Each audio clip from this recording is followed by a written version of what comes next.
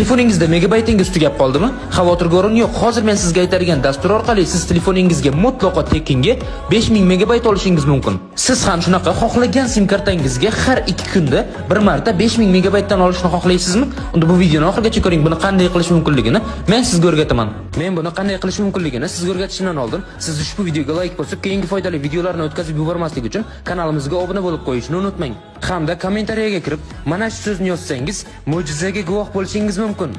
Demak, birinchi bo'lib meni profilimga o'tasiz hamda profilim shapkasida turgan mana shu silkani ustiga bir marta bosasiz. Silkani ustiga bosganingizdan keyin sizda meni Telegram botum chiqadi. Telegram botumga kirib, boshlash tugmasini bir marta bosasiz. Telegram botumga kirib, boshlash tugmasini bosganingizdan keyin bot sizga mana shu kanal beradi. Mana shu kanalga a'zo bo'lib, tekshirish tugmasini bosishingiz kerak. Agar bu kanalga a'zo bo'lmasangiz, bot sizda ishlamaydi. Bot bergan kanalga a'zo bo'lib, tekshirish tugmasini bosganingizdan keyin bot sizga mana tayyor programmani tashlab beradi. Mana shu programmani telefoningizga yuklab olib, bemalol ishlatishingiz mumkin.